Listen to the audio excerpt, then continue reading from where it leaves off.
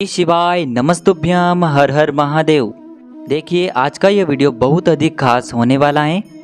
हम सभी जानते हैं कि अभी सावन मास का पवित्र महीना चल रहा है और सावन का जो पूरा महीना है वह भगवान शिव की आराधना के लिए होता है।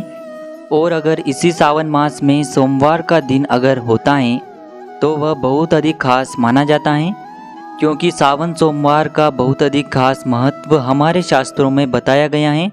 क्योंकि सावन का महीना भगवान शिव को समर्पित होता है और सावन का जो सोमवार है वह भी भगवान शिव को ही समर्पित होता है। देखिए आज के इस वीडियो में हम आपको 2 महा उपाय बताने वाले हैं जो आपको सावन के इसी सोमवार पर करने हैं। यह जो उपाय हैं आप सावन के किसी भी सोमवार के दिन कर सकते हैं। देखिए कल सोमवार की अष्टमी भी है, यानी कि सावन सोमवार और अष्टमी बहुत ही शुभ योग कल बन रहा है, तो आपको यह उपाय जरूर करना है।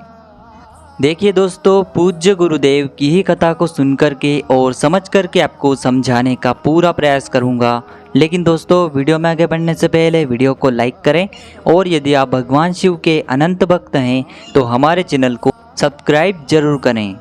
देखिए दोस्तों, पहला जो उपाय है आपको मात्र शहद की 7 बिंदियों से करना है। यह उपाय आपकी किसी भी प्रकार की मनोकामना को पूर्ण करने के लिए बहुत ही सर्वोत्तम सिद्ध होने वाला है। देखिए दोस्तों, यह जो उपाय है आपकी सारी समस्याओं और सारी बाधाओं को दूर करने वाला है और हमारे जीवन में सुख शांति ऐश्वर्य कीर्ति की प्राप्ति हमें करवाने वाला है। देखिए दोस्तों, पहला उपाय करने के लिए आपको थोड़ा सा शहद लेना है। शहद आपको मात्र 1 चम्मच ही लेना है। साथ में आपको एक प्यारी सी बेलपत्र लेना है। बेलपत्र कहीं से भी खंडित नहीं होना चाहिए। बेलपत्र यदि आपको किसी कारणवश नहीं मिल पाती है तो आप गुरुजी के अनुसार शिवलिंग पर चढ़ी हुई बेलपत्र को पुनः साफ सुथरे पानी से धोकर के उपयोग कर सकते हैं। दोस्तों गुरुजी ने कहा है कि बेलपत्र की डंडे के अंत में जो डोंट होती है, जो गांठ होती है, उसे भी आपको हटा देना है। साथ में आपको एक तांबे के पात्र के अंदर शुद्ध जल लेना है। दोस्तों जल आपको अपने घर से ही लेना है, इस बात का भी आप विशेष ध्यान रखें। अब दोस्तों इन सभी सामग्रियों को लेकर के चले जाना है आपको भगवान शिव के मंदिर में। देखिए दोस्तों, वैसे तो इस उपाय को आप सुबह से लेकर के शाम तक किसी भी समय कर सकते हैं, लेकिन कल सावन के पहले सोमवार की अष्टमी तिथि का दिन पड़ रहा है, तो यदि आप इस उपाय को प्रदोष काल के समय करते हैं तो यह उपाय आपके लिए सर्वोत्तम सिद्ध होता है। दोस्तों प्रदोष काल का जो समय है सूर्यास्त से 45 मिनट पहले और सूर्यास्त के 45 मिनट बाद तक रहता है, यानी कि यह जो 1.5 घंटे का समय होता है इसे ही हम प्रदोष काल का समय कहते हैं।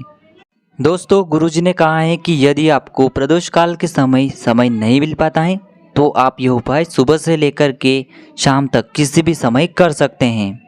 देखिए दोस्तों, शहद जो है हमारे जीवन से समस्याओं को दूर करके हमारे जीवन में सौभाग्य प्राप्ति करवाता है और बेलपत्र जो है हमारे महादेव को अति प्रिय होता है।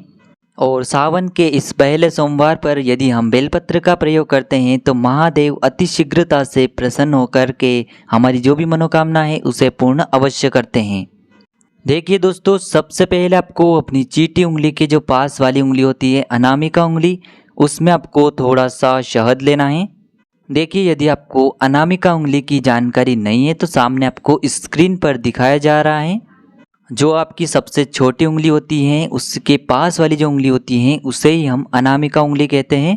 तो इसी उंगली में आपको शहद लेना है और बेलपत्र की जो बीच वाली बड़ी पत्ती होती है जिसे भगवान शिव की माना जाता है उस पर आपको ओम का निर्माण करना है। और बेलपत्र की जो अन्य 2 पत्तियां होती हैं उन पर आपको एक एक बिंदी शहद की लगा देनी है। एक बिंदी आपको माता पार्वती के नाम की लगानी है, एक बिंदी आपको भगवान गणेश के नाम की लगा देनी है। अब दोस्तों इस बेलपत्र को आपको अपने सीधे हाथ में रखना है। आपकी जो भी समस्याएं हैं, जो भी आपकी मनोकामना है, उन्हें आपको महादेव के समक्ष रख देना है। और यह जो बेलपत्र है आपको भगवान शिव के शिवलिंग पर समर्पित कर देना है। दोस्तों जिस भाग पर आपने बेलपत्र के ओम और एक एक बिंदी लगाई है वह शिवलिंग से स्पर्श होना चाहिए और डंडी वाला भाग आपको जलाधारी की ओर रखना है। इस प्रकार से आपको यह बेलपत्र समर्पित कर देना है। अब दोस्तों आपको शहद से शिवलिंग पर 7 बिंदियों का निर्माण करना है। देखिए यह जो बिंदियाँ हैं आपको माता अशोक सुंदरी वाले स्थान से प्रारंभ करना है और जलाधारी पर आपको इन बिंदियों का अंत करना है। यानी कि आपको पहली जो बिंदी है माता अशोक सुंदरी वाले स्थान से प्रारंभ करनी है और सातवीं और अंतिम जो बिंदी है आपको जलाधारी के अंतिम भाग पर लगा देनी है। यानी कि यह जो बिंदियाँ हैं आपको उतरते हुए लगानी है। उतरते हुए आपको इसीलिए लगानी है क्योंकि आपकी जो समस्याएं हैं वह आपके जीवन से उतरनी चाहिए, खत्म होनी चाहिए। इसीलिए यह बिंदियाँ आपको उतरते हुए लगानी है। प्रत्येक बिंदी को लगाते समय आपकी जो भी समस्या हैं उन्हें आपको महादेव से कहना है और इस प्रकार से आपको शिवलिंग पर 7 बिंदियों का निर्माण कर देना है। अब दोस्तों आपके पास जो एक तांबे के पात्र के अंदर शुद्ध जल है उसे भी आपको भगवान शिव के शिवलिंग पर समर्पित कर देना है। श्री शिवाय नमस्तुभ्यम इस मंत्र का जाप करते हुए अब दोस्तों 2 मिनट तक आपको शिवलिंग के सामने बैठ कर के आपकी जो भी समस्याएं हैं उन्हें दूर करने के लिए आपको महादेव से प्रार्थना कर लेनी है। अब दोस्तों हम बात कर लेते हैं गुरुजी द्वारा बताए गए सावन के पहले सोमवार की अष्टमी पर किए जाने वाले दूसरे महा उपाय की। देखिए यह जो उपाय हैं आपकी किसी भी प्रकार की विशेष मनोकामनाओं को पूर्ण करने के लिए हैं। आपके जीवन में यदि दुर्भाग्य बहुत अधिक रहता है, दरिद्रता बहुत अधिक रहती है, आप कई बार मेहनत बहुत अधिक करते हैं लेकिन उसमें सफल नहीं हो पाते हैं, आपके जीवन में किसी न किसी प्रकार का दोष यदि लगा हुआ है या फिर किसी भी अन्य कारण से यदि आपके घर में धन की प्राप्ति नहीं हो पा रही है तो आपको यह उपाय जरूर करना चाहिए। देखिए इस उपाय को करने के लिए सबसे पहले आपको मात्र 1 चावल का दाना लेना है। चावल का दाना आपको ध्यान रखना है कि कहीं से भी खंडित नहीं होना चाहिए क्योंकि महादेव के समक्ष हम कोई भी सामग्री खंडित अर्पित नहीं करते हैं।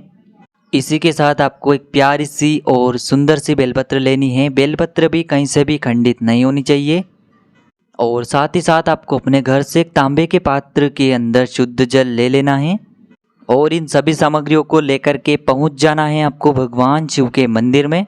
देखिए दोस्तों गुरुजी ने कहा है कि यह उपाय आप सुबह से लेकर के शाम तक किसी भी समय कर सकते हैं। देखिए दोस्तों सबसे पहले जो आपके पास एक चावल का दाना है उसे आपको भगवान शिव के शिवलिंग पर समर्पित कर देना है।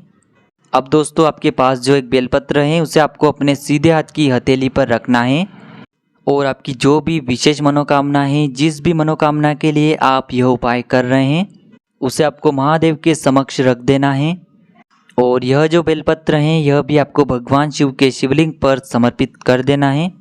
देखिए बेलपत्र की जो चिकनी साइड है वह चावल जो आपने समर्पित किया है उससे स्पर्श होनी चाहिए और जो डंडी वाला भाग है आपको जलाधारी की ओर रखना है। इस प्रकार से समर्पित कर देना है। अब दोस्तों आपके पास जो एक तांबे के पात्र के अंदर शुद्ध जल है उसे भी आपको धीरे धीरे पतली धार के रूप में भगवान शिव के शिवलिंग पर समर्पित कर देना है। देखिए जल को अर्पित करते समय आपको श्री शिवाय नमस्तुभ्यम इस मंत्र का जाप करते रहना है। देखिए दोस्तों गुरुजी ने कहा है कि जल आपको इतने धीरे समर्पित करना है कि आप श्री शिवाय नमस्तुभ्यम इस मंत्र का कुल 11 बार जाप कर सकें। तो दोस्तों इस सावन के पहले सोमवार पर आपको जो भी उचित उपाय लगे आप कर सकते हैं। वीडियो से जुड़ा यदि आपको किसी भी प्रकार का सवाल पूछना है तो आप हमें कमेंट में पूछ सकते हैं। श्री शिवाय नमस्तुभ्यम। हर हर महादेव।